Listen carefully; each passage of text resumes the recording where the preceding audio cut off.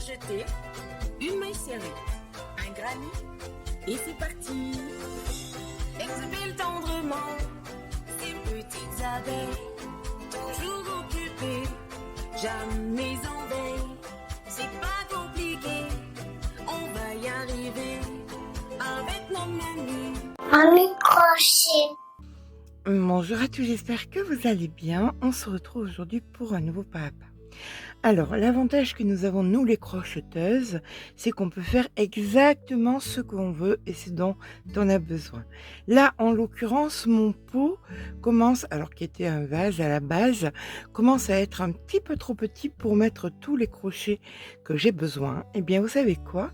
On va venir s'en fabriquer un pour nous. Alors, ça peut être, pour moi, ce sera un pot pour mettre mes crochets, mais ça peut être un vase. On peut mettre à l'intérieur des fleurs séchées, des fausses fleurs. On peut le mettre aussi dans la salle de bain, on peut le mettre dans la cuisine. On peut le mettre aussi pour mettre des crayons. En fait, on peut faire beaucoup, beaucoup de choses.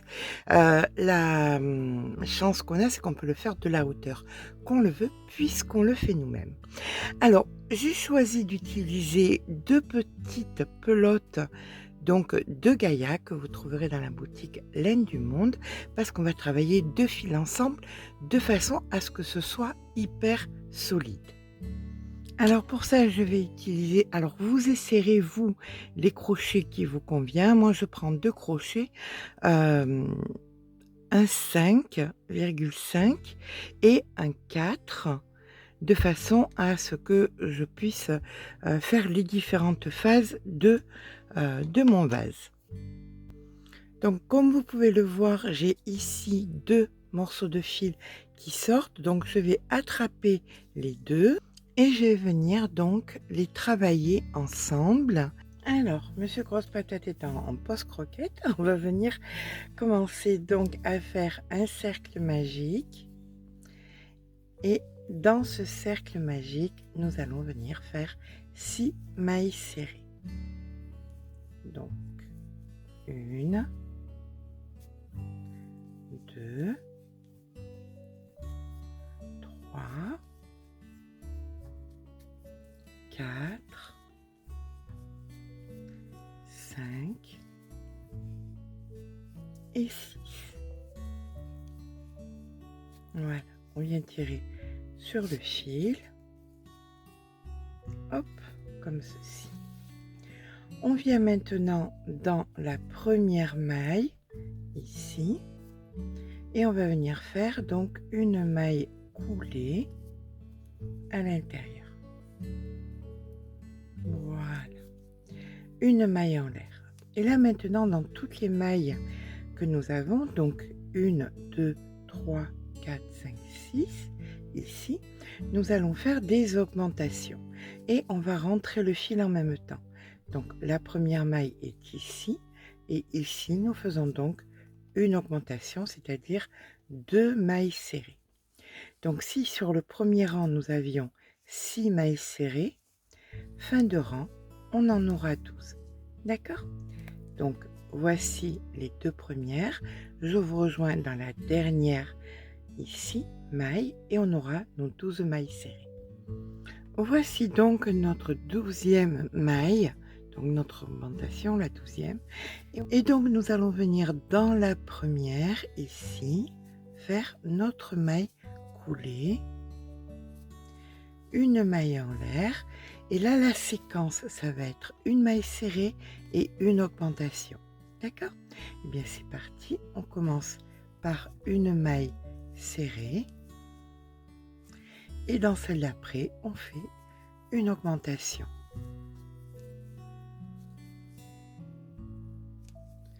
On fait ça sur la totalité du rang, une maille serrée, une augmentation. Fin de rang, on aura 18 mailles. Je vous rejoins quand on a donc nos 18 mailles serrées en totalité.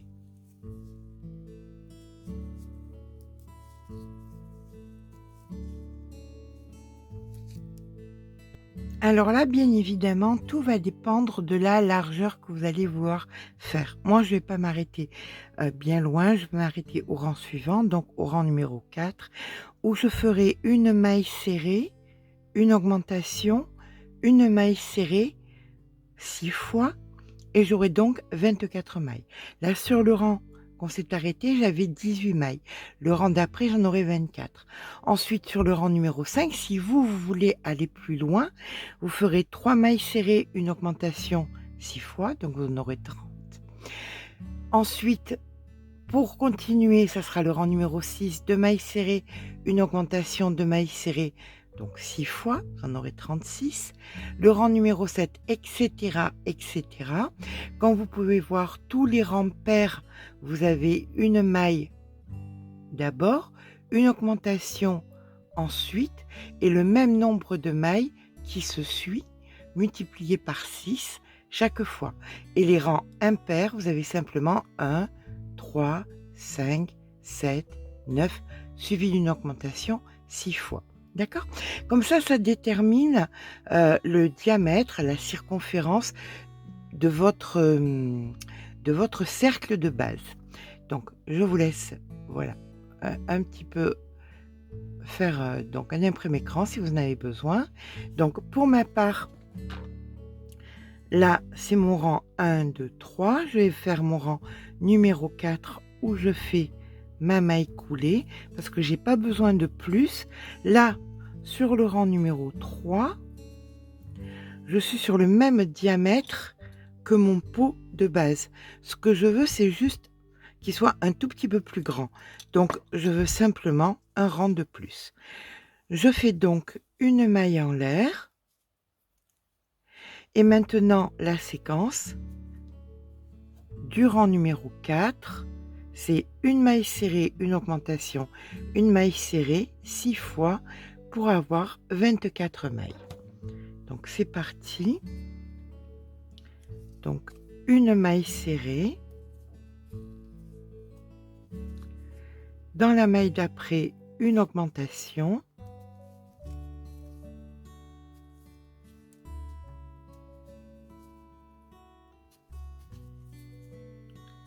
Suivi d'une maille serrée. Voilà, donc cette séquence, je vais la répéter 6 fois et en fin de rang, j'aurai donc 24 mailles. Je termine donc mon rang par ma maille serrée et j'ai donc mes 24 mailles. Là, pour moi, donc, ça suffit amplement. Je vais venir maintenant travailler la hauteur que j'ai besoin. Donc vous, comme je vous ai montré, vous pouvez continuer, élargir autant que vous le désirez, faire donc un porte-pot, faire un casse-pot, faire tout ce que vous voulez. Allez, donc je viens ici et je fais donc ma maille coulée pour terminer mon rang, une maille en l'air et à partir de là, maintenant que mon fond est terminé, je vais travailler uniquement dans le brin arrière, comme ceci, et j'aurai donc 24 mailles, puisque j'ai 24 mailles sur ce rang. Donc je fais une maille serrée dans le brin arrière de chaque maille que je rencontre. Voilà, vous allez voir, ça va être beaucoup plus facile. Je vous rejoins donc à la fin de mon rang. Donc voilà, une fois que vous avez terminé votre rang, on va venir travailler de façon un peu particulière puisque maintenant on va travailler de façon circulaire. On va venir travailler en spirale sans s'arrêter. Pour ça, quand vous avez fait votre dernière maille, vous allez venir piquer. Vous voyez, vous avez votre maille ici, et bien en bas, parce que vous allez faire une maille serrée mais allongée, comme ceci. Celle d'après, vous allez la faire normale. Celle qui suit, vous allez la faire allongée. Donc, vous avez la maille ici et vous piquez en bas, comme ceci, et vous faites votre maille serrée allongée. Celle d'après va être normale. Celle qui suit, donc allongée, vous piquez en bas. Et vous faites ça donc sur la totalité de votre rang jusqu'à vous retrouver donc ici. Donc une fois que vous terminez votre rang, du fait que nous ayons un nombre pair de mailles, il est normal qu'on termine par une normale. On a l'allongée qui est là. Vous venez piquer donc ensuite en haut de l'allongée et vous allez faire une normale. Dans celle qui suit ici, c'était une normale, elle devient donc allongée. Celle d'après, c'était une allongée, donc elle devient normale. Et ainsi de suite. Et vous allez faire des rangs et des rangs comme ça. Et chaque fois, alors si vous voulez, vous marquez votre début de rang qui se situe donc ici. Voilà. Chaque fois, vous allez inverser. Là, donc, quand je terminerai ici par une allongée, bien évidemment, je ferai une allongée aussi ici. On est sur un nombre pair, donc c'est tout à fait normal qu'on ait deux mailles qui suivent, qui se ressemblent. D'accord? Bien écoutez, je vais vous laisser faire. Donc, où il y a des normales, on fait des allongées. Et où il y a des allongées, on fait des normales.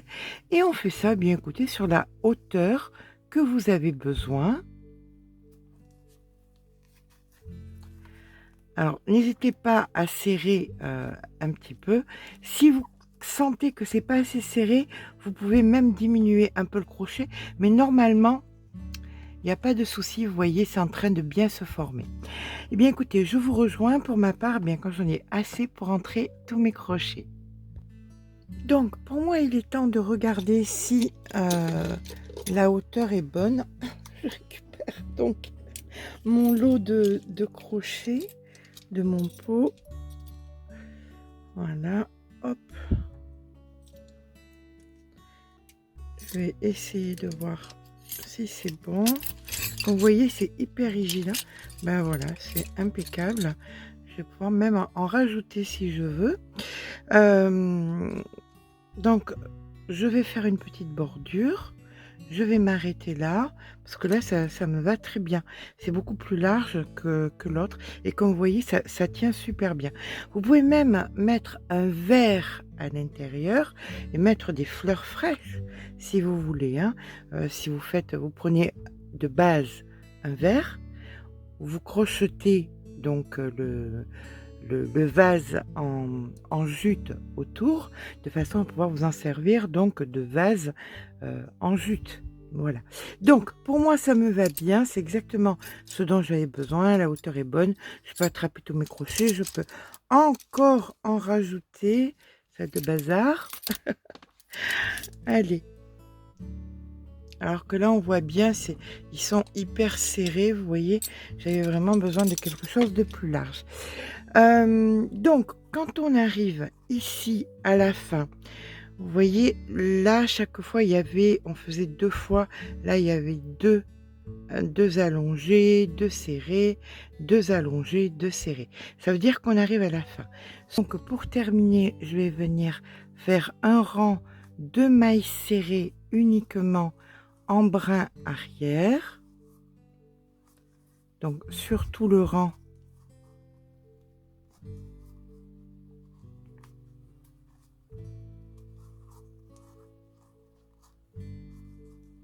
Comme ceci, je vous rejoins donc en fin de rang.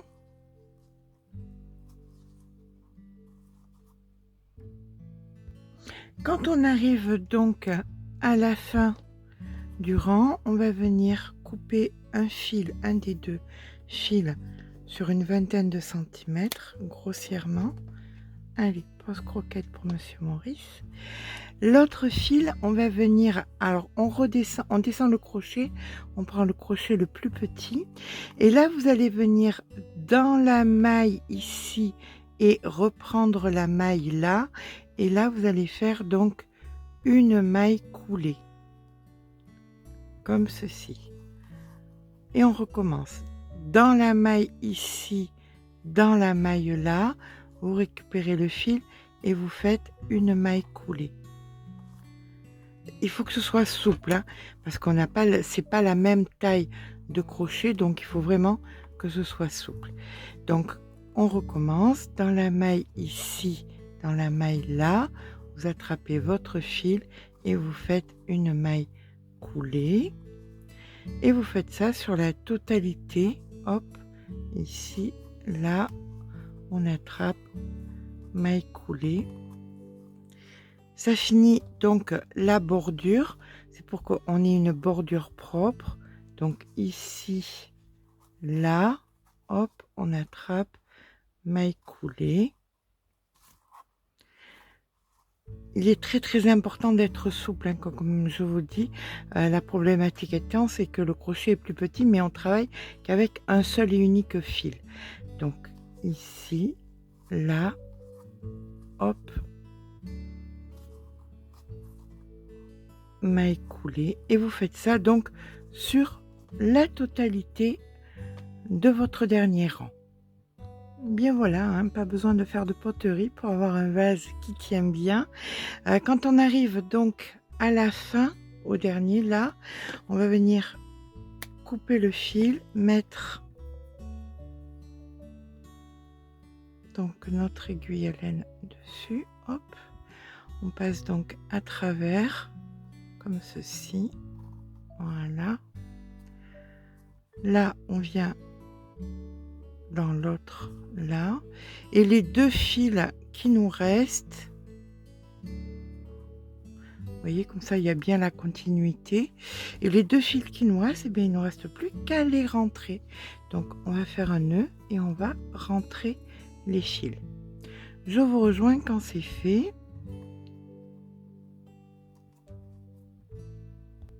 Donc là, j'ai utilisé même pas un quart des pelotes. Je suis à 11 cm et demi sur un diamètre de 8 cm et demi. Je vais en faire plein d'autres avec donc le reste des deux petites pelotes que j'ai. Je vais faire un vase. Si j'avais voulu, mais de toute façon je vais faire un vase. Là c'était donc celui-ci pour mettre mes crochets, mais je vais venir faire un vase exactement pareil, de la même taille, pour mettre donc des fleurs. Donc je vais le faire un petit peu plus haut, approximativement. Je pense quelque chose entre 15 et 18 cm. Je vais aussi faire un petit pot pour mettre mes marqueurs de rang. Donc avec ces deux pelotes, on peut faire terriblement de choses. Et comme vous voyez, c'est super joli, hyper moderne, et surtout c'est super rigide, ça tient bien. Voilà. Et comme je vous ai dit, vous pouvez mettre à l'intérieur un verre. Imaginons un verre à moutarde comme on avait avant, vous savez, avec les verres où il y avait des dessins avant, vous le mettez dedans et vous pouvez vous faire donc un petit vase qui sera... Rappelez-vous qu'on utilise ces cordes-là pour faire les fleurs pour la douche, pour faire tout ça, pour faire les gants de crâne. Donc c'est pas grave si ça se mouille, c'est pas la fin du monde. Donc si quand vous retirez les fleurs ou quoi, vous les mouillez, c'est pas grave. Donc je vais faire mes autres petits pots. Je vais utiliser tous mes fils. Je vous fais de jolies photos. J'espère que ce petit tuto vous aura plu. J'espère que comme moi ça vous sera hyper utile. N'hésitez pas à mettre un petit pouce en l'air, n'hésitez pas à vous abonner. Maurice, gros bidou, grosse patate qui dort, et moi-même, on vous fait de gros bisous, on vous dit à très vite.